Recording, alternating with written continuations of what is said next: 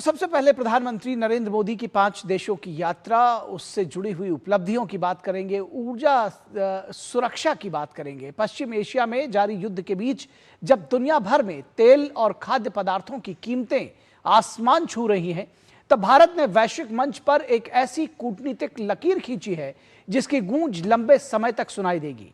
प्रधानमंत्री नरेंद्र मोदी 5 देशों UAE, Netherlands, Sweden, Norway और इटली की अपनी बेहद ऐतिहासिक और रणनीतिक यात्रा पूरी कर स्वदेश लौट आए हैं।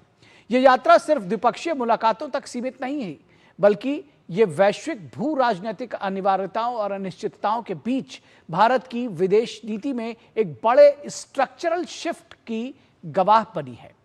यूएई के साथ कंधे से कंधा मिलाकर खड़े होने, नीदरलैंड में आधुनिक चिप मेकिंग तकनीक के ऐतिहासिक समझौते तक, और 43 साल बाद नॉर्वे की धरती पर कदम रखकर $100 अरब के निवेश का रोडमैप तैयार करने से लेकर इटली में कृषि क्षेत्र का सर्वोच्च एग्रीकोला मेडल हासिल करने तक, इस दौरे ने साबित कर दिया है कि भारत अब अमेरिका या चीन पर निर्भर रहने के बजाय खुद वैश्विक कूटनीति का नया केंद्र बन रहा है।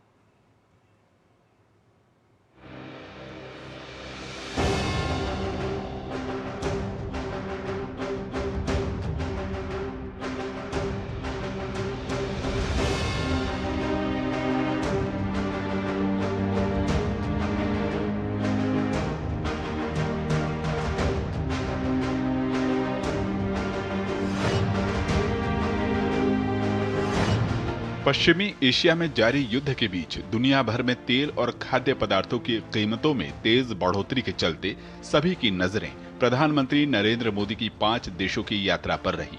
ऐसे समय में प्रधानमंत्री नरेंद्र मोदी ने यूएई, नेदरलैंड, स्वीडन, नॉर्वे और इटली की अपनी महत्वपूर्ण 5 देशों की यात्रा पूरी की।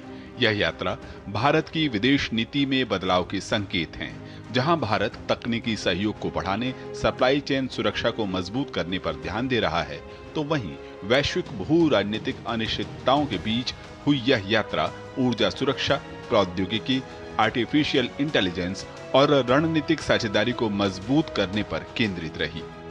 पहला पड़ाव यूएई था, जहां प्रधानमंत्री ने राष्ट्रपति शेख मोहम्मद बिन जायद अल नाहयान के साथ बातचीत की। यह वही देश है जो पश्चिम एशिया युद्ध की शुरुआत से ही ईरान के हमलों का निशाना रहा है। प्रधानमंत्री मोदी ने यूएई पर हुए हमलों की निंदा की और कहा कि भारत यूएई के साथ कंधे से कंधा मिलाकर खड़ा है। साथ ही उन्होंने कहा कि स्ट्रेट ऑफ हॉर्मुज को सुरक्षित, खुला और निर्बाध रहना चाहिए। हॉर्मुज को फ्री, ओपन और सेफ बनाए रखना, ये हमारी सबसे बड़ी प्राथमिकता है। इस विषय में अंतर्राष्ट्रीय कानूनों का पालन आवश्यक है।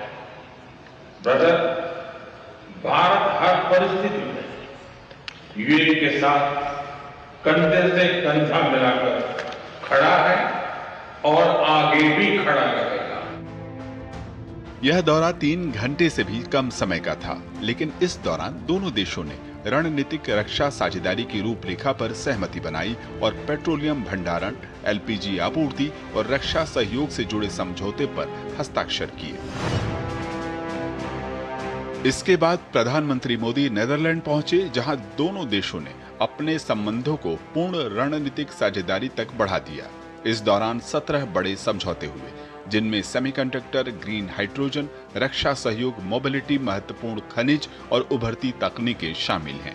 टाटा इलेक्ट्रॉनिक्स और डच कंपनी के बीच एक बड़ा समझौता भी हुआ। ASML वह कंपनी है जिसके बिना आधुनिक सेमीकंडक्टर चिप्स का निर्माण लगभग असंभव माना जाता है।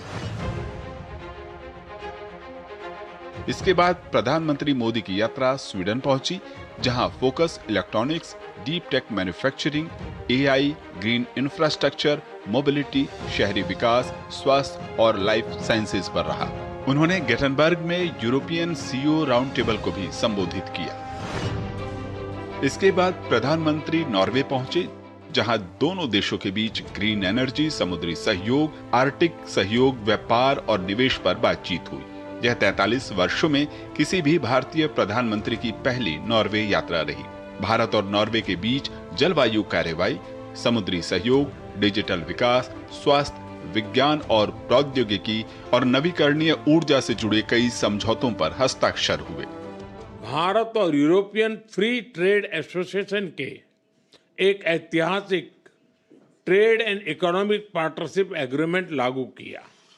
इस एग्रीमेंट में अगले 15 वर्ष में भारत में $100 बिलियन इन्वेस्टमेंट और 1 मिलियन जॉब्स क्रिएट करने का लक्ष्य है। नॉर्डिक देश हरित तकनीक, टिकाऊ शहरी विकास, नवाचार और स्वच्छ ऊर्जा परिवर्तन में अग्रणी हैं।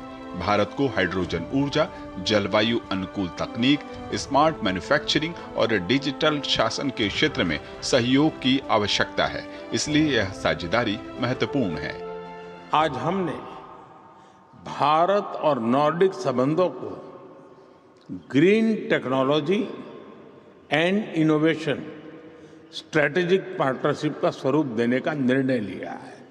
हम स्वीडन की एडवांस मैन्युफैक्चरिंग और डिफेंस, फिनलैंड की टेलीकॉम और डिजिटल टेक्नोलॉजी और डेनमार्क की साइबर सिक्योरिटी और हेल्थ टेक को भारत के टैलेंट के साथ जोड़कर पूरे विश्व के लिए ट्रस्टेड सॉल्यूशंस डेवलप करेंगे। 5 देशों की यात्रा का अंतिम पड़ाव इटली रहा, जहां भारत और इटली ने आपसी संबंधों को विशेष रणनीतिक साझेदारी तक ले जाने का फैसला किया। इसके अलावा रक्षा उद्योग सहयोग, समुद्री परिवहन, क्रिटिकल मिनरल समेत 15 समझौते किए गए। प्रधानमंत्री मोदी की 5 देशों की यात्रा ऊर्जा सुरक्षा और तकनीकी साझेदारी को मजबूत करने की दिशा में भारत की सक्रिय और रणनीतिक पहल को दर्शाती है। प्रधानमंत्री मोदी की 5 देशों की यात्रा भू राजनीतिक संतुलन की दिशा में एक अहम कदम है, जहां भारत कई नए साझेदार बनाकर अमेरिका और चीन पर निर्भरता कम करने की कोशिश कर रहा है।